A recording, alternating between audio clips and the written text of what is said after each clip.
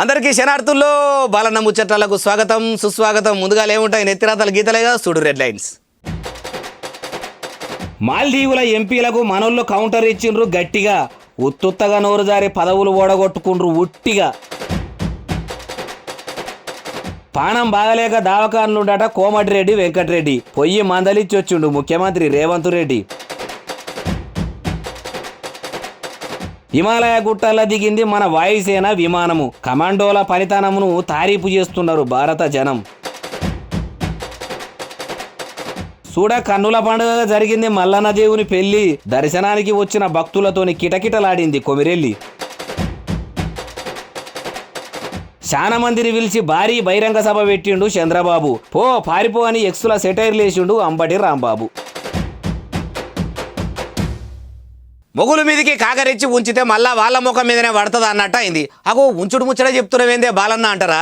గదే మాల్దీవుల ఎంపీలు ఎగిరెగిరి మోడీ సార్ను దేశంను తక్కువ చేశానరట. పరాయి దేశముడు మన దేశాన్ని చిన్న చూపు చూస్తే ఊకుంటారా? సోషల్ మీడియాల సెలబ్రిటీలతో పాటు చాలా మందే అరుచుకుంటారు. ఇంతకేమన్నారటరా చెప్తా పాండ్రి.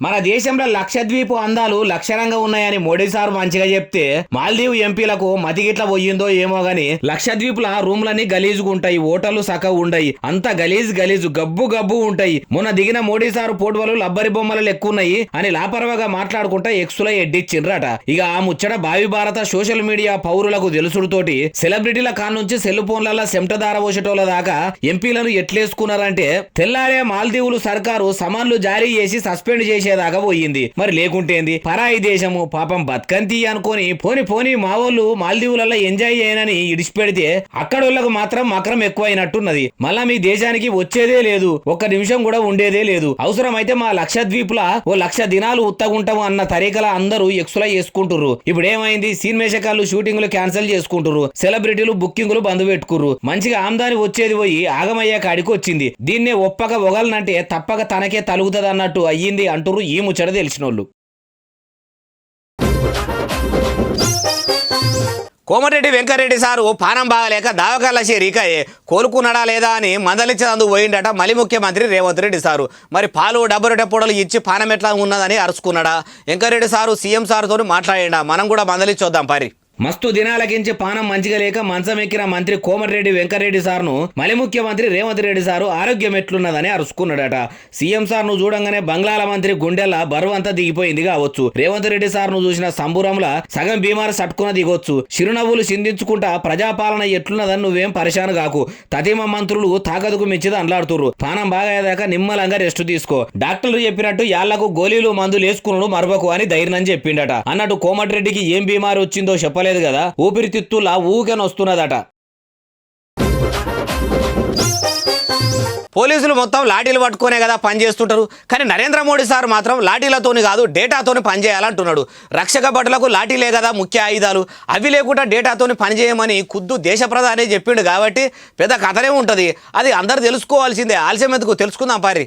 అసలైతే డీజీపీలు ఐజీపీల సదస్సుకు హాజరుపడ్డాడు మోడీ సారు. ఆడనే లాఠీకి బదులు డేటాతోని పనిచేయాలన్నాడట. మరి ఎందుకట్లా అన్నాడంటే 2047 నాటికి అంటే ఇంకో 23 ఏళ్లల్లా దేశం మొత్తము దరిద్రం అనేదే లేకుండా అభివృద్ధి చెందే అవకాశం ఉందట. అందుకే కొత్త టెక్నాలజీని ఫాలో అవ్వకుండా కొత్త టెక్నిక్లు తెలుసుకుంటా కొత్త పోకడ పోవాలని పోలీసులకు మీటింగుల కొత్త ముచ్చట చెప్పిండట. అట్లనే కొన్ని దగ్గరలో ఆడోళ్ల మీద అఘాయిత్యాలు కూడా ఆగుతలేవు కదా, వాళ్ళను కాపాడేందుకు మహిళల హక్కులు రక్షించేందుకు కూడా కొత్త చట్టాలు తెచ్చి కొత్త యుగురాలు చేస్తున్నారట. పౌరులు పరువు ప్రతిష్టలతోని బతకాలంటే, దేశ ప్రజలు గౌరవంగా తలెత్తుకొని జీవించాలంటే, అన్యాయానికి ఆస్కారం లేకుండా న్యాయంగా పోవాలంటే లాఠీకి బదులు డేటాను ఫాలో అయితేనే అయితది అన్న తరీకలు అనుకొచ్చిందంటే మోడీ సారు ఎంత ముందు చూపుతోని ఉన్నాడు అనుకోబట్టిరో ప్రధాని ఫ్యాన్సు.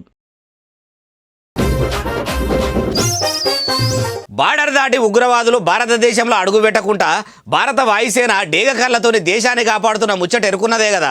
అగో ఆ వాయుసేనోళ్ళు హిమాలయ పర్వతాల మీద ఎన్నడూ చూడని తరీకల విమానాన్ని దించిరట.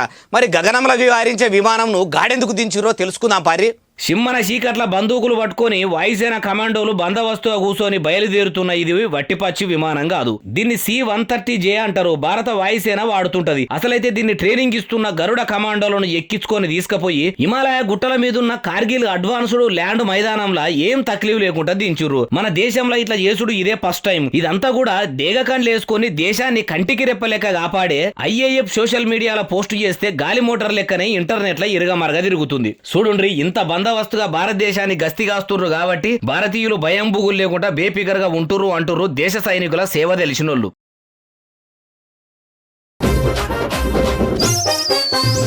కోరిన కోరికలు తీర్చే కొమిరెల్లి మల్లన్న లగ్గం కోలాహలంగా జరిగింది. మళ్ళీ సర్కారు వచ్చినాక మల్లన్న పెళ్లి కాబట్టి మామూలుగా ఉంటుందా? ఆకాశం అంతా పందిరేసి భూదేవంతా పీటలు వరిసినరా అన్నట్టు ఆలయ అధికారులు ఏర్పాట్లు చేసిరట. మరి పెళ్లి పిల్లను పెళ్లి పిల్లగాన్ని బంధువులందరూ భరత్ తీసి బాగానే సాగదోలిర్రా. ఆడవిల్లలు ఏమన్నా అలిగిర్రా? అరుసుకుందాం పారి. ముత్యాల పందిరి కింద చుట్టాలందరూ చూడంగా నీ మెత్తని కాలు దొక్కంగా అని మల్లన్న దేవుడు మనసులో అనుకొని ఇద్దరు భార్యల చెరో కాలు దొక్కొచ్చు. పెళ్లి పిల్లగానికి పట్టు వస్త్రాలు, పెళ్లి పిల్లలకు పట్టు చీరలు, పుస్తెమట్టెలు, సన్నాయిల సప్పుల నడమ సర్కారు మంత్రులు తీసుకొచ్చి అయ్యవార్లకు అప్పయ్యప్పిరట. ఇక ప్రభుత్వం తెచ్చిన పట్టుబట్టలు కట్టుకొని మల్లన్న మురుసుకుంటా లగ్గం చేసుకున్నాడట. లగ్గానికి హాజరుపడ్డ చుట్టాలు పక్కాలు కూడా మనిషికింత సల్లబడి పచ్చని పందిట్ల కూసోని పెళ్లి పిల్లలు ఎంత ముద్దుగున్నారు, పిల్లగానికి తగ్గ జోడి అనుకు ముచ్చట్లు పెట్టిర్రట. మనిషికి కట్నాలు చదివిపిచ్చిరట. నీ పెళ్లి చూసినము, మా పిల్లా పాపలను గొడ్డు గోదను సల్లగా చూడమని మల్లన్నకు మరి మరి మొక్కుకున్నారట భక్తులు. కొమిరెల్లి మల్లన్న లగ్గానికి పోయిన దేవుళ్ళ మంత్రి కొండా సురేఖ మేడంను కొందరు దేక కూడా దేకలేరట. అగో గుళ్ళ మంత్రి గుడికాడికి వస్తే పట్టించుకోక పక్కకు పెట్టిర్రా అంటే వచ్చేటప్పుడు అయ్యవార్లు పూర్ణ కుంభంతో మంచిగానే ఎదుర్కోవచ్చు కానీ ఇంటికి పోయేటప్పుడే ఒక్కదాన్నే వదిలేసిపోయిర్రట. అలిగిన సురేఖ మేడం తానికి పోయి అసలు ముచ్చటేందో అరుచుకుందాం పారి. అగో మంత్రి మేడం మందిలోకి వస్తే చాలు బండెనక బండి కట్టి 16 బండ్లు కట్టి అన్నట్టు ముంగడ 3 కాన్వాయిలు వెనక 5-6 అధికారుల వాహనాలు ఉంటాయి. కానీ మల్లన్న కళ్యాణం అయినాక మళ్ళా ఇంటి దిక్కు పోదామని వస్తే వచ్చినప్పుడు ఉన్న కాన్వాయిలు ఉన్న తావులలో ఇవ్వట. ఒంటిగా వచ్చిన సురేఖక్క ఒక్కతే ఇంటి కార్ల ఎక్కిందట. మరి అప్పుడు ఎక్కించుకొని ఎంట వచ్చిన కాన్వాయిలు ఏమైనట్టు? నిలబడి దూపగిట్లయితే కాఫీ నీళ్లు తాగుతామని పోయిండ్రా ఎట్లా అంటే? కాదు కావాలని మా అక్కని ఈడ ఇడిచిపెట్టి పోయిండ్రు. మంత్రి అయిన కాన్ నుంచి మా అక్కకు ఇట్లనే అవుతున్నదని సురేఖక్క తమ్ముళ్ళు సుర్రుం అంటుర్రు. అయినా ప్రోటోకాల్ పాటించకుండా పోలీసులు కూడా అట్లా ఎందుకు చేసిండ్రో అంటుర్రు ఈ ముచ్చట తెలిసినోళ్ళు. దుబ్బాకల అధికార పార్టీ దుమ్ము దులిపి దమ్ము చూపెడతా అనుకున్న రఘునందన్ రావుకు మొన్నటి అసెంబ్లీ ఎన్నికల ఓటర్లు కోలుకోలేని దెబ్బ కొట్టిరు కదా. ప్రజా తీర్పును స్వీకరించిన దుబ్బాక మాజీ ఎమ్మెల్యే ఇప్పుడు ఎంపీ సీటుకు ఎసరు పెట్టిండట. మరి ఏర్పాట్లు ఎట్టెట్ట చేసుకుంటుండో ఏం కథనో అరుసుకుందాం పారి. నియోజకవర్గం ప్రజలు దేకలేరు గాని పొత్తుల మెదక్ జిల్లా ప్రజలు ఆదరిస్తారనే ధీమతోనే ఉన్నట్టున్నాడు. లేకుంటే అంత కాన్ఫిడెంట్ గా ఎందుకు చెప్తాడు చెప్పుర్రి. పువ్వు పెద్దలకి ఇట్లా ఇషారా చేసి ఈ తేప కూడా మెదక్ నుంచి పోటీ చేసేందుకు అవకాశం కల్పిస్తే మట్టుకు ఖచ్చితంగా బరిలా ఉంటారు. భారతీయ జనతా పార్టీ జెండాను జిల్లా గడ్డ మీద ఎగురేస్తా అంటున్నాడు. ఓడిపోయినా గానీ ఇంకా గెలుస్తా అన్న ఆశతోని రఘునందన్ రావు ఉన్నాడు కాబట్టి మరి బీజేపీ పెద్దలు ఎంపీగా ఈయననే నిలబెడతారా ఏమో? అధిష్టానం నుంచి అసలు ముచ్చట వస్తే గానీ తెలియదు అంటున్నారు ఈ వీడియో చూసినోళ్ళు. పోటీ చేసేటువంటి అవకాశాన్ని ఇచ్చింది. ఈసారి కూడా మళ్ళీ మెదక్ పార్లమెంట్ నుంచి అవకాశం ఇస్తున్నటువంటి ఆశతో ఉన్నాను. పార్టీ పోటీ చేయమని ఆదేశిస్తే ఖచ్చితంగా మెదక్ పార్లమెంట్ నుంచి పోటీ చేస్తాను, గెలుస్తాననేటువంటి సంపూర్ణమైనటువంటి విశ్వాసం కూడా నాకు. ఆంధ్రప్రదేశ్లో పసుపు పచ్చ జెండా ఊపేందుకు రా కదలిరా అని పెద్దంటి రామారావు అల్లుడు చంద్రబాబు నాయుడు సారు పిలుపునిచ్చి ఏపీలో భారీ బహిరంగ సభ పెడితే పారిపో అన్నట్టు ప్రజలు పారిపోతున్నారట. మరి వాళ్ళను ఎవరైనా ఎల్లగొడితే పారిపోతున్నారా? పసుపు పార్టీ వాళ్ళ ప్రసంగాలు నచ్చక జారుకుంటున్నారా? ఏమో మరి. అంబటి రాంబాబు సార్ అయితే ఎక్స్లో వీడియో పెట్టి ఇట్లా సెటైర్ వేసుకుండు. అగో అంత పెద్ద టీవీ పెట్టి అన్ని కుర్చీలేసి చంద్రబాబు మాటలు రాజేస్తుంటే కూడా సలికి తట్టుకోలేని ప్రజలు మెల్లమెల్లగా జారుకుంటున్నారా ఎట్లా? గుంపులే కదిలిపోతుర్రు. బహిరంగ సభల ఇట్లా ఖాళీ కుర్చీలతో ఉన్న వీడియో ఎట్లా బయటకు వచ్చిందో, అంబటి రాంబాబు దాకా ఎట్లా పోయిందో గాని ఈ వీడియోనే ఎక్స్లో ఎక్కించి జనం పోతున్న వీడియోను చూపెట్టుకుంటా రా కదలిరా కాదు పారిపో అని రాంబాబు రాసుకొచ్చిండు. ఇప్పుడు ఈ వీడియో కూడా సోషల్ మీడియాలో జనం కదిలిపోతున్నట్టే కదిలేది కదులుతుంది అంటారు ఈ వీడియో చూసినోళ్ళు. రేషన్ కార్డు ఉన్న తెలంగాణ ప్రజలారా, ప్రజాపాలన దరఖాస్తులు పెట్టుకున్నాం, ఇక మా పని అయిపోయింది. సర్కార్ అందించే పథకాలు అన్నీ కూడా తలుపు తట్టి మరీ ఇంటికి వస్తాయని తడిబట్టేసుకొని కూసోకుర్రి.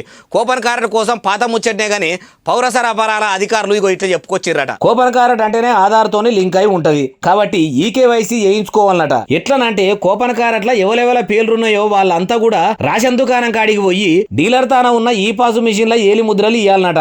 అవి అప్పుడు అప్డేట్ అవుతాయట. కాబట్టి డీలర్ తానికి పోయి ఫింగర్ ప్రింట్ పాయింట్లు మీ కూడా కరెక్ట్ గా ఉన్నాయో లేవో చూసుకోరి అన్నట్టు ఈ రేషన్ కార్డుల ఈకేవైసీ అప్డేట్ ఈ నెలాఖరు వరకే ఉన్నదట. జనవరి 31 దాటితే మట్టుకు ఉండదనే చెప్పుతున్నారు. ఇంకా 3 వారాల టైం ఉన్నది కాబట్టి ముందు జాగ్రత్తగా ముందే చేయించుకుంటే మీకే మంచిది అంటున్నారు అధికారులు. అన్నట్టు ఈ ముచ్చట తెలిసిన కొంతమంది ఆధార్ ను అప్డేట్ చేసుకునేందుకు ఆధార్ సెంటర్లకు ఎగబడుతున్నారట. హలో నమస్కారం, సర్కార్ ఆఫీస్ నుంచి ఫోన్ చేస్తున్నాం అని గిట్లా ఫోన్ వచ్చిందా? ఆ ఫోన్ గిట్లా లావట్టిందంటే శేషునోడు మీకు చక్కెరే పోస్తాడు. అగో బాలన్న, సర్కార్ నుంచి ఫోన్ చేస్తే చక్కెర ఎందుకు పోస్తారంటారా? ఫోన్లు చేసేది ప్రభుత్వ అధికారులు కాదు, వాళ్ళు కాకుండా ఇంకెవరో చేస్తున్నారా అంటే చేస్తున్నారా అయ్యా, ఇక ఎవరేస్తా పారి. మీ అభయాస్తం దరఖాస్తు ఫారం అందింది. సర్కార్ ఆఫీసు నుంచి ఫోన్ చేస్తున్నాం. 2 ఓటీపీలు చెప్తే మీకు మహాలక్ష్మి పథకం అమలవుతుందని ఫోన్లు గిట్లు వస్తున్నాయా? అవి లాబట్టి అన్ని డీటెయిల్స్ చెప్పిరే అనుకో, మీ నెత్తిని మీరే కత్తి లేకుండా నున్నగా గీక్కున్నట్టు అవుతుంది. అగో సర్కార్ ఆఫీసు నుంచి ఫోన్ చేస్తే సమాధానం చెప్పకుంటే ఎట్లా అంటే చెప్పొద్దు. ఎందుకంటే ఆ ఫోన్లు చేసేది సర్కార్ ఆఫీసర్లు కాదు, సైబర్ సాడేసాదుగాళ్ళు. కాబట్టి ఫోన్ చేస్తే మట్టుకు ఏ ఆఫీసరు నువ్వు, ఏ ఆఫీస్కి వెళ్ళి ఫోన్ చేస్తున్నావని వాని మాటలల్లో పెట్టి మెల్లగా పోలీసు ఫిర్యాదు చేయండి. కానీ అభయాస్తం అందుతానని ఆశపడితేరా అంటే మీ అకౌంట్ లో ఉన్న పైసలు మాత్రము పైసా లేకుండా ఖాళీ అయితాయి. మీరు కూడా ఈ వీడియోను మీ చుట్టాలు పక్కాలకు పంపి హుషారుగాండ్రి, లేకుంటే ఉత్తగా ఆగమైతారు. మీ గురించే చెప్తున్నా. సెల్ ఫోన్ తోనే సమస్త పనులైతున్న ఈ కాలంలో కూడా అప్డేట్ల కోసం ప్రజలు ఇంకా ఆగమైతేనే ఉర్రు. సెంట్రల్ సర్కార్ చేసిన ఓ సక్కదనానికి సామాన్య జనానికి సావుమారణమే ఉన్నది. అగో ఏందే బాలన్న, ఏమో సెల్ ఫోన్లు అప్డేట్లు అంటున్నావు, సెంట్రల్ సర్కార్ కూడా అంటున్నావు, అసలు ముచ్చట చెప్తలేవు అనుకుంటున్నారు కదా. అయితే చెప్తున్నా పారి. గుళ్ళె తీర్థప్రసాదాలు అడుక్కుంటుర్రా, లేకపోతే అన్నదాన సత్రం కాడికి పోయి ఆకలి మీదున్నోళ్ళు ఆగమాగం చేసుకుంటా గోడలు ఎక్కుతున్నారేమో అనుకుంటే పొరపాటే. వాళ్ళు ఆధార్ కార్డుల అప్డేట్ కోసము ఆధార్ సెంటర్ కాడ అప్లికేషన్ల కోసం ఆగమైతుర్రు. అసలైతే సెంట్రల్ సర్కారు మీ సేవల్ల ఇన్ని దినాలు ఆధార్ అప్డేట్ చేసుకునేందుకు అవకాశం ఇచ్చింది, కానీ అట్లా చేసుకున్నాడు కుదరదని ఆయన రద్దు చేసిందట. అగో ఆ ముచ్చట తెలిసి ఎక్కడేం దిక్కు లేకపోతే అక్కమొగడే దిక్కన్నట్టు ఉన్న ఆధార్ సెంటర్లే మాకు ఆధారం అని పబ్లిక్ పడిగాపులు కాసుకుంటా ఫైటింగ్లు చేసుకునే కాడికి వస్తున్నదట. ఈ ఆధార్ అప్డేట్ పాడుగాను ఆగానికే ఉన్నది కదా, లాఠీతోని కాదు డేటాతోని పని చేయండి అన్నట్టు మోడీ సార్ కూడా ఆధార్ సెంటర్లనే కాకుండా అన్ని ఆన్లైన్ లో చేసుకునే సౌలతులు చేస్తే బాగుండు అంటూరు. ట్రెండును టెక్నాలజీని ఫాలో అయ్యే ప్రధాని మోడీ సార్ ను చూసినోళ్ళు. బడికి పోయిన పోరగాళ్లకు చదువు చెప్పే టీచర్ అమ్మ వాళ్ళతో చెత్తాచెదారం ఏర్పిస్తున్నదట. అగో బాల కార్మికులతో పని చేయించుడే తప్పు, అందున చెత్త ఏర్పించుడు అంటే ఇంకా పెద్ద తప్పు. అసోంటిది చెత్త ఏర్పించే పంతులమ్మను ప్రముఖ పారిశ్రామికవేత్త కూడా ఆనంద్ మహేంద్ర సారు షెఫ్ భాష అంటున్నాడు. సంటి పోరగాళ్లతో చెత్త ఏర్పిస్తే సొట్ల పెట్టాలి కానీ షెఫ్ భాష అనుడేందే అంటారా? అయితే వాన్రిగా ఇనురి. చూసిర్రా, సింగారంగా ఉన్న ఇల్లును టీచర్ అమ్మ బుట్టీలో తెచ్చి సాన్పు జల్లినట్టు చెత్తంతా చిందరవందర చేసింది. వేసుకున్న కుర్చీలను ఎటుపడితే అటే వాడేసింది. పుస్తకాలు అట్టముక్కలు పుట్ట ఇసిరేసింది. ఇక రాండిరా పిల్లలారా అని మందరు తీసుకొచ్చింది. మనిషి కింద ఏరుండ్రి, ఒక్క తునక గండ్లబడద్దనంగానే చిన్న పోరగాలు చూడుండ్రి షిట్ట ఏరుతుర్రు, తీసుకపోతున్నారు, బుట్టీలేస్తున్నారు. ముత్యమంత సేపట్ల మళ్ళా ఇల్లును మునుపటోలే చేసిర్రు. అట్లా చేస్తున్నది ఏంది? ఆమెకేమన్నా దమా ఖరాబ్ అయిందా అంటే టీచర్ అమ్మ మెదడు సంటర్లనే ఉన్నదట. మరి ఇట్లెందుకు చేయించిందంటే ఇల్లు వాకిలు ఎట్లుండాలి, చుట్టుముట్టు ఎంత శుభ్రంగా ఉంచుకోవాలి అని వాళ్ళకి అర్థమయ్యేటట్టు చెప్పేదందుకు ఇల్లును ఇకారంగా చేసి చక్కగా చదురుమన్నదట. ఇదే వీడియోను ఆనంద్ మహేంద్ర సారు ఎక్స్ట్రా పెట్టి మనదాన కూడా గవర్నమెంట్ ప్రైవేటు బడులల్లో ఇట్లా పోరగాళ్లకు పరిశుభ్రత గురించి నేర్పిస్తే పెద్దగానాక పనిమంతులు అవుతారు, 10 మందికి చెప్పుతారన్న తరీకలు అనుకొచ్చిండట. ఇగో ఇవి నేను తెచ్చిన ముచ్చట ఎట్లున్నాయి, బాగున్నాయి కదా. సోషల్ మీడియాలో చక్కర్లు అంటే మామూలు కొట్టుతలేవు, సోషల్ మీడియాకే చక్కర వచ్చేటట్టుంది. అట్లా పోతున్నాయి. ఇక చూస్తూనే ఉండాలి మీరు, నేను చెప్తానే ఉంటా. సెలవు, శనార్థి, దండం.